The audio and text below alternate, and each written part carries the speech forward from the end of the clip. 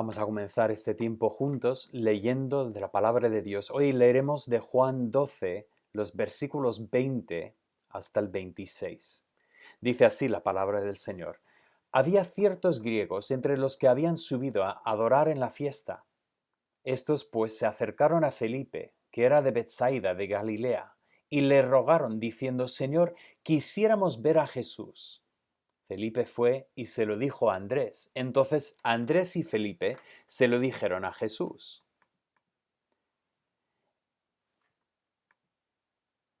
Jesús le respondió diciendo, ha llegado la hora para que el Hijo del Hombre sea glorificado. De cierto os digo, que si el grano de trigo no cae en la tierra y muere, queda solo, pero si muere, lleva mucho fruto. El que ama su vida la perderá, y el que aborrece su vida en este mundo, para vida eterna la guardará.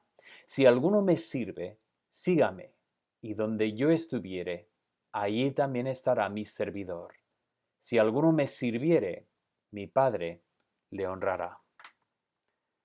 Este pasaje tiene algo muy importante para nosotros, así que vamos a aprovechar en esta mañana y meditar en lo que Dios tiene para nosotros. Pero primero vamos al Señor en oración mediante este himno, pidiendo que el Señor siga esta obra de transformación en nosotros. El himno es Transforma.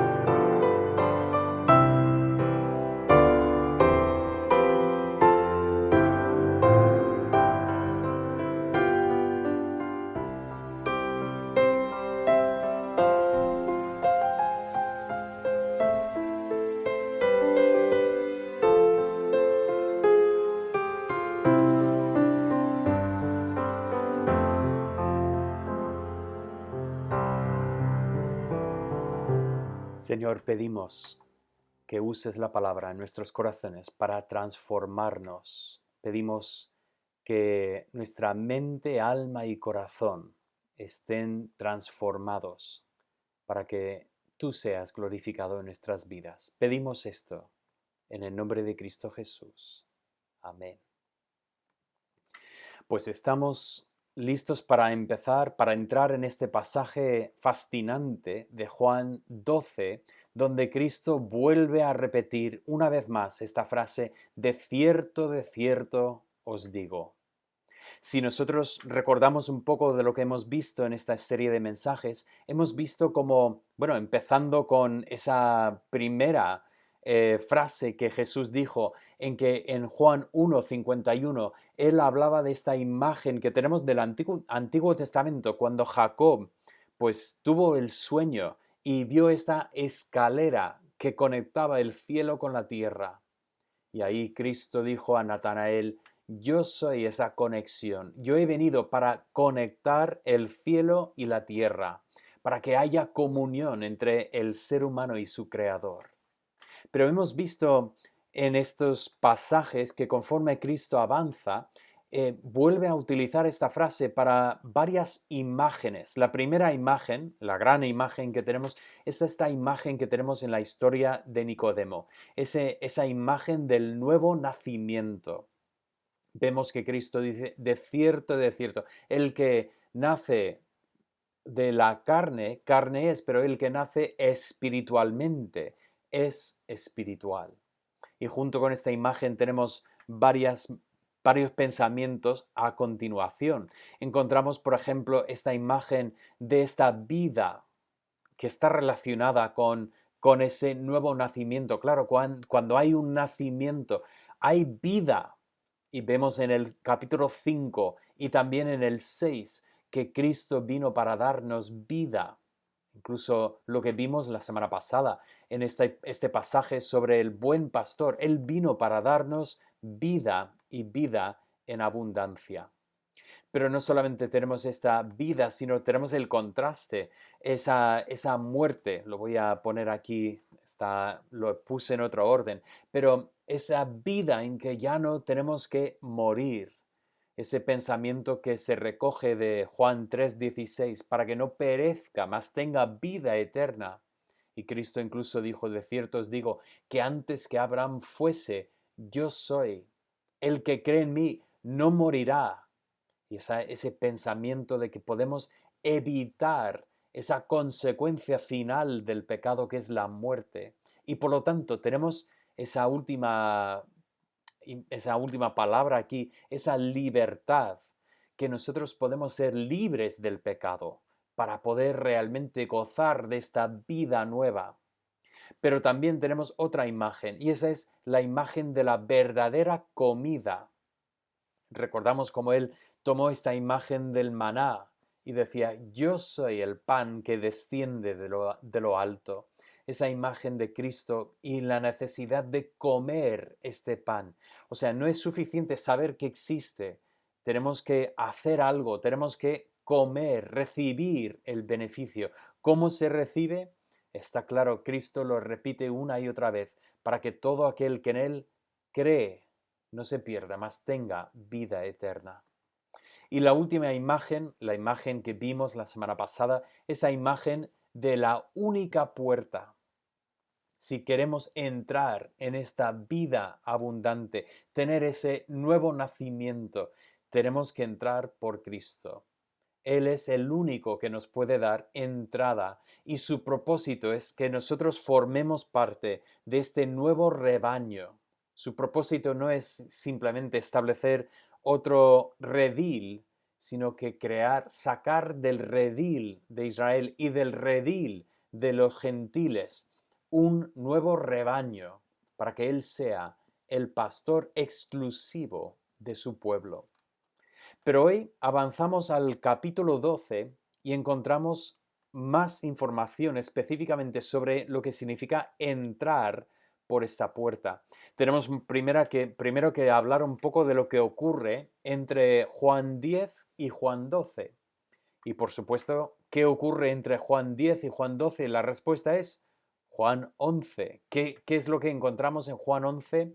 Pues la historia es de Jesús y Lázaro. Podéis ver la imagen allí, un cuadro pintado de Lázaro saliendo de la tumba, pero recordamos que le llaman a Jesús y tarda en llegar, pero cuando llega, Lázaro ya ha muerto y María y Marta, las dos hermanas, ya no ven ninguna esperanza. Señor, si hubieras estado aquí, pero no ven ninguna esperanza y sin embargo Cristo dice, yo soy la resurrección y la vida.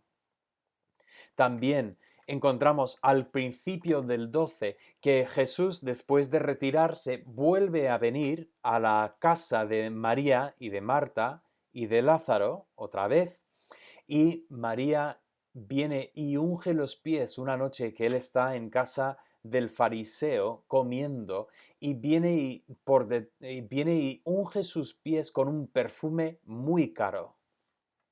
Recordamos que Judas estaba ofendido diciendo que se podría haber vendido para dar a los pobres. Judas no estaba pensando en los pobres, Judas estaba pensando en sí mismo. Nos dice Juan que seguramente después se dieron cuenta de que sustraía de la bolsa.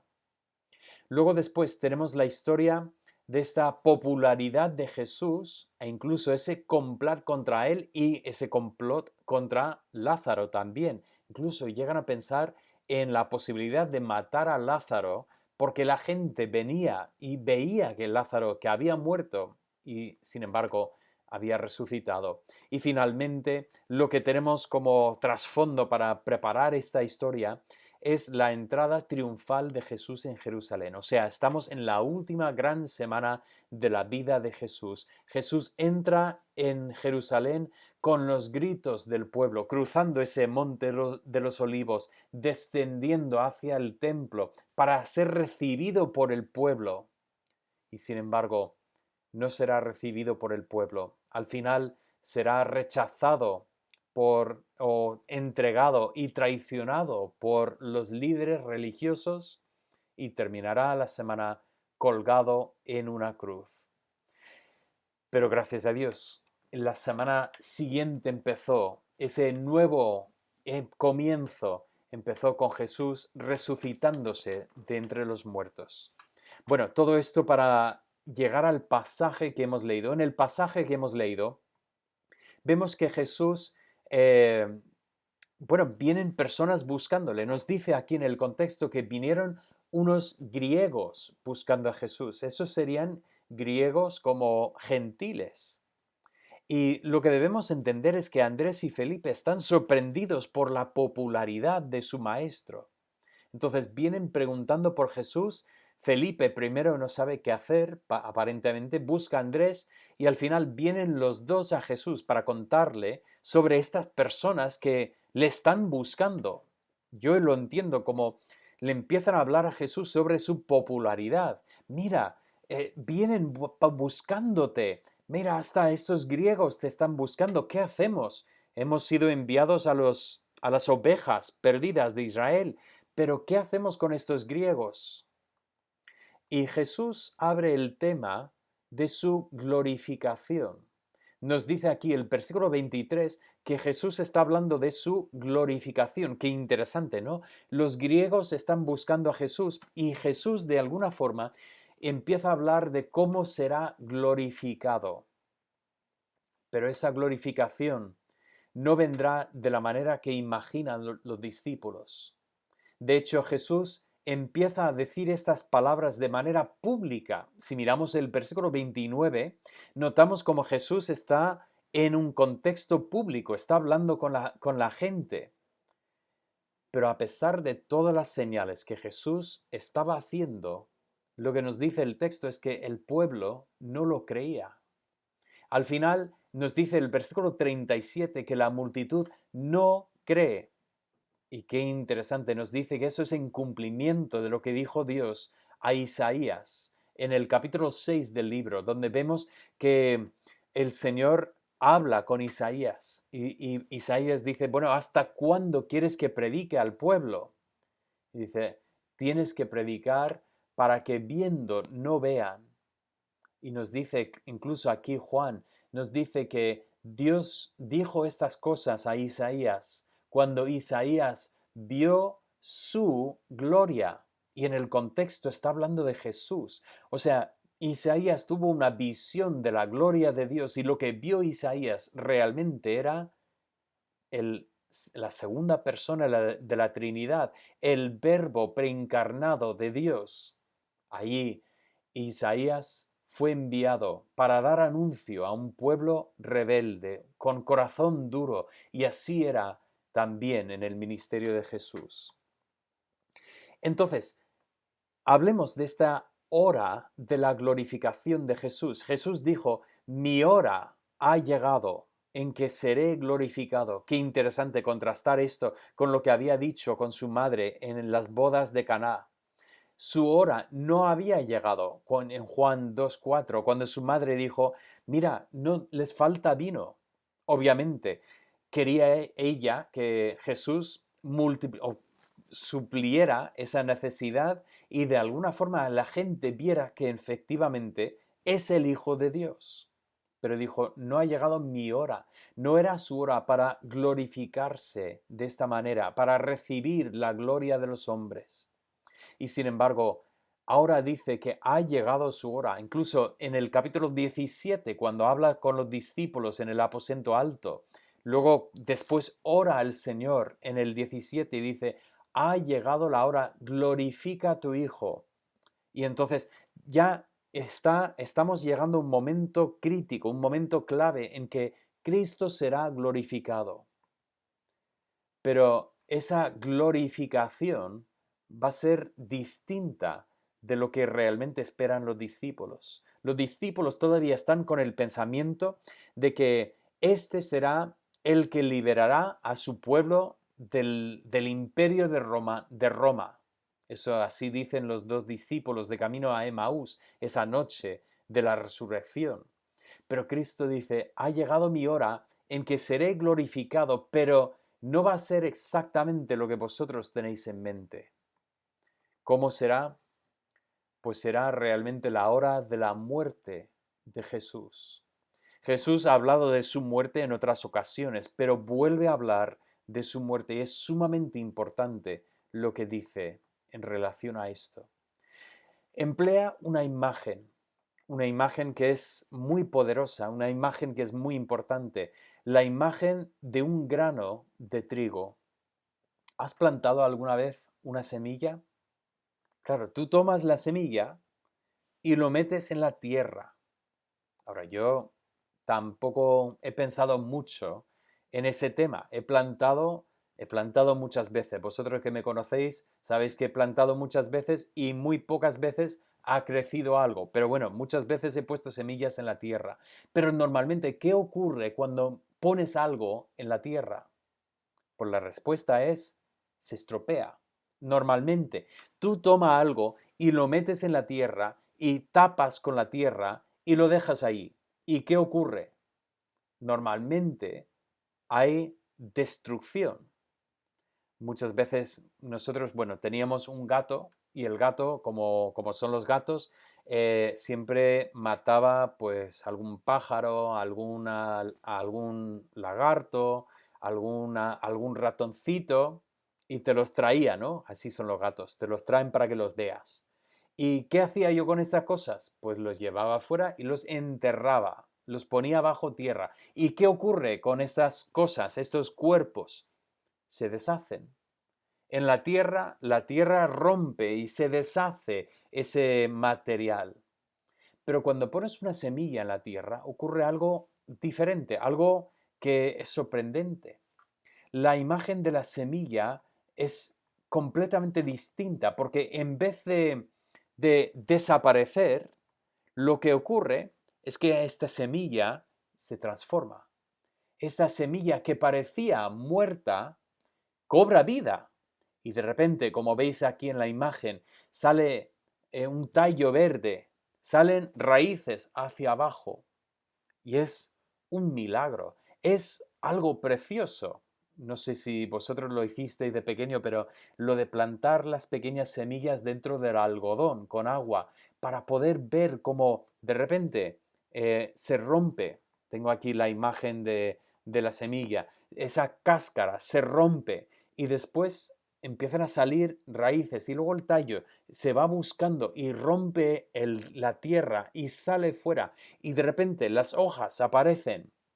Esa preciosa imagen del milagro de vida que sale de la semilla. Y es precisamente lo que Jesús emplea para poder hablar de su muerte. ¿Cuál es el resultado? El resultado es mucho fruto. Si quieres que una semilla dé fruto, tienes que ponerlo en la tierra. Tienes que ponerlo en el sitio donde tú pensarías que causaría la destrucción de esta semilla, pero es el único sitio donde realmente se puede liberar la fuerza que hay en esta semilla para que produzca una planta y de esta planta haya fruto, mucho fruto. ¿De qué estaba hablando Jesús? Pues estaba hablando de una glorificación que jamás podrían haber esperado los discípulos. Una glorificación que vendría por medio de su muerte. Porque Él estaría colgado sobre una cruz y moriría, daría su vida. El centurión metería la lanza en su costado para demostrar que efectivamente estaba muerto. Y los discípulos estaban todos tristes porque ellos pensaban que había llegado el fin de su maestro. Habían pensado que las fuerzas del mal habían triunfado sobre el bien. Pero lo que no entendían ellos, no eran capaces de recordar en este momento es que Jesús era como una semilla. Y la semilla es plantada en la tierra, es enterrada, no para destrucción, sino todo lo contrario, para que se libere dentro de esta semilla toda la vida que lleva almacenada, para que crezca una planta y el resultado será mucho fruto. Me encanta esta imagen de Cristo. Me encanta porque realmente estaba revelando de manera clarísima lo que era su propósito. Su propósito era entregar su vida para que él pudiera tener mucho fruto. Veis que él no vino a este mundo para sencillamente enseñar verdades. Jesús enseñó muchas verdades y es un gran ejemplo para nosotros, pero vino para mucho más. Vino para tener mucho fruto, vino para dar su vida en sacrificio, para poder rescatarnos de nuestra esclavitud, darnos vida, vida verdadera, vida en abundancia. Él vino para ser la puerta, para que nosotros entráramos por Él y encontráramos descanso para nuestras almas. Él vino para ser esa comida verdadera que da vida a nosotros que estamos muertos en nuestros pecados. Así que es una imagen preciosa de lo que Cristo vino para hacer. Si estamos recordando lo que hemos visto en estos mensajes, si Cristo vino para establecer la conexión entre el cielo y la tierra, vino para ser esa escalera entre Dios y los hombres. Ha hablado mucho de cómo será nacer de nuevo, tener vida, estar libres, no tener que morir, tener comida verdadera que da vida de verdad, no comida que comes y luego después sientes hambre. Y Él ser la puerta, porque Él es el buen pastor. Pero ahora empezamos a entender más claramente cómo va a traer esta vida y va a ser por medio de su propia muerte. Tenemos en este pasaje esa profecía tan clara sobre la muerte de Jesús, pero a continuación Cristo extiende un llamamiento a servir y seguir. Veo primeramente una paradoja espiritual. Me encanta esta frase que dice Jesús. Dice así, dice, el que ama su vida, la perderá. Y el que aborrece su vida en este mundo para vida eterna, la guardará. Lo llama una paradoja espiritual porque a primera vista parece que hay una contradicción. O sea, hay personas que aman, pero en vez de reservar su vida, guardar su vida, terminan perdiendo su vida. Pero es precisamente la persona que aborrece su vida que realmente encuentra vida. ¿Qué significa esta frase? Bueno, primeramente debemos entender esta frase en el contexto de Jesús. Jesús fue puesto como semilla dentro de la tierra, precisamente porque no estaba amando su vida. Nos dice Filipenses que el que estuvo en forma de Dios no tuvo el ser igual a Dios como a cosa que aferrarse, más bien se vació a sí mismo y se hizo obediente hasta la cruz. Cristo es el gran ejemplo del que no está buscando lo suyo propio, sino el que está dispuesto a entregarse para cumplir la voluntad de Dios. Y el resultado no se quedó en la tumba, más bien resucitó victorioso sobre la muerte.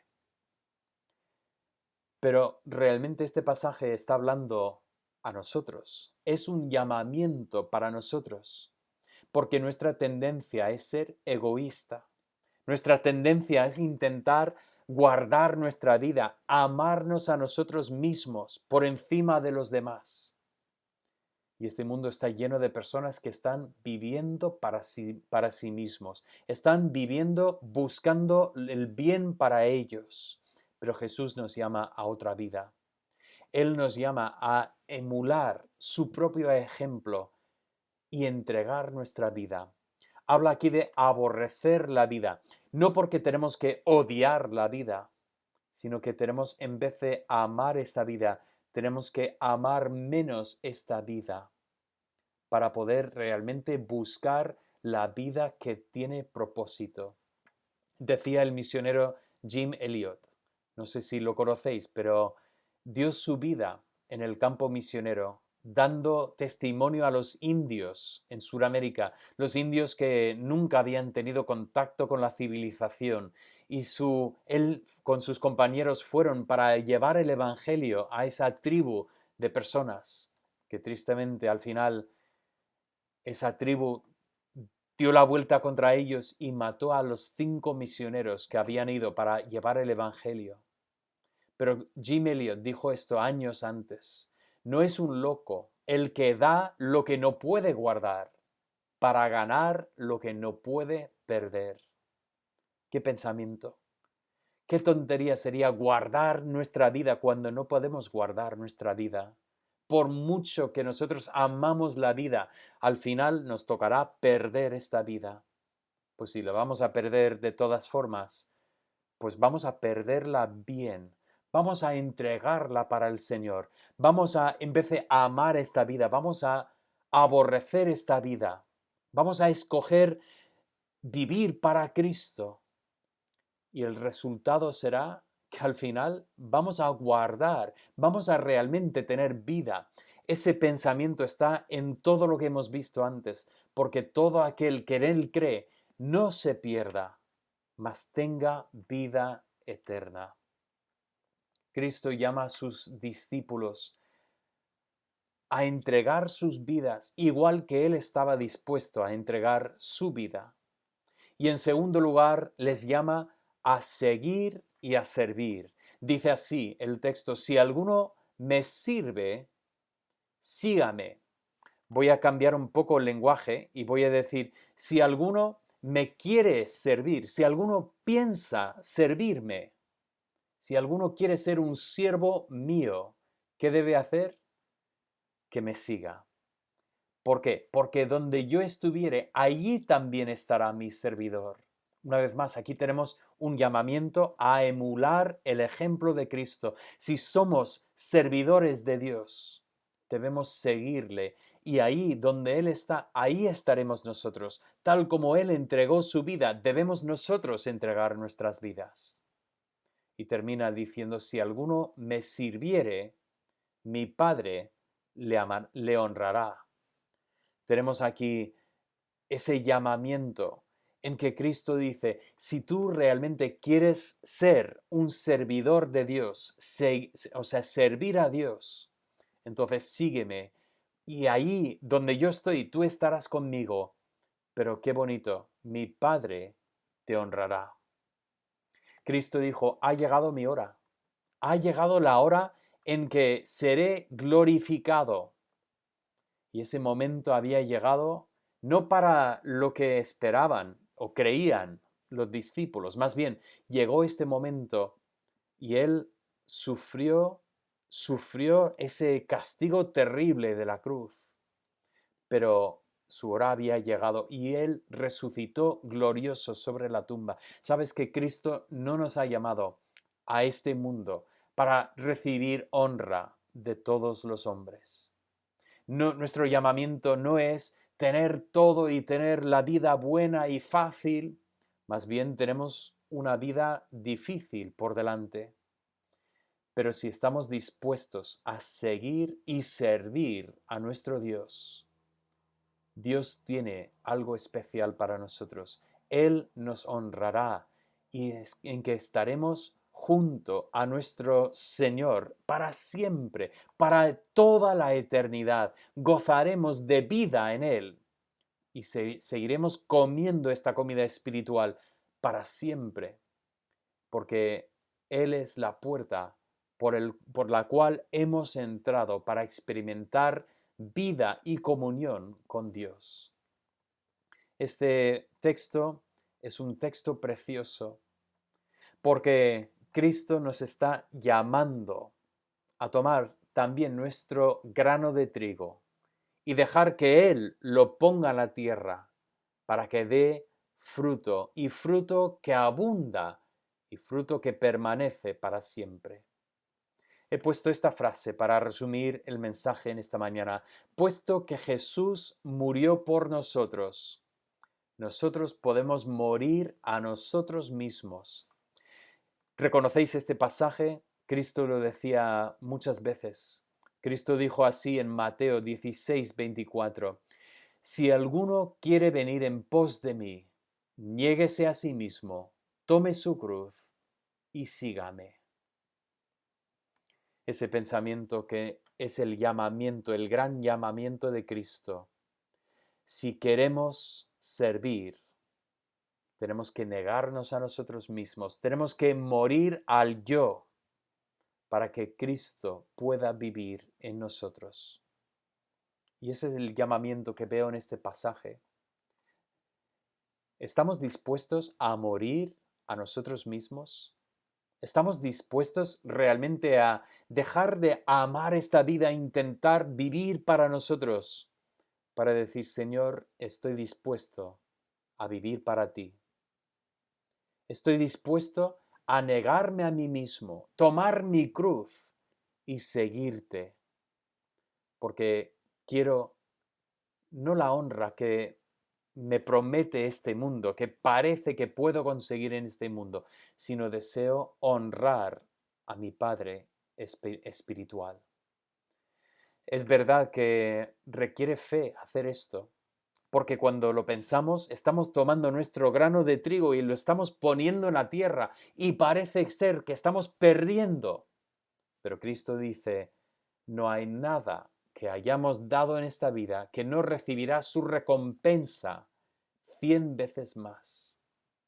Cristo nos llama a poner nuestro grano de trigo en la tierra y dejar que Él tome y haga despertar vida nueva para que haya mucho fruto.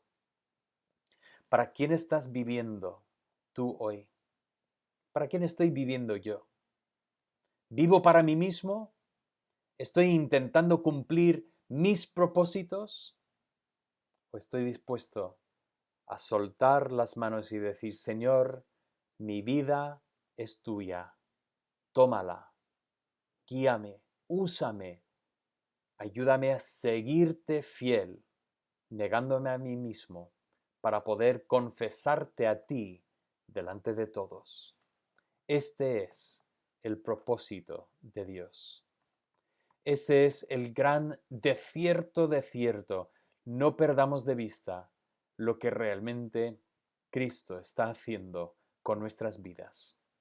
Padre Santo, gracias te doy por este mensaje que hemos visto, esa certeza que tú puedes tomar nuestras vidas y de ellas sacar nueva vida y mucho fruto para tu gloria. Queremos que nuestras vidas sirvan para esto. Queremos que tú seas glorificado en nuestras vidas.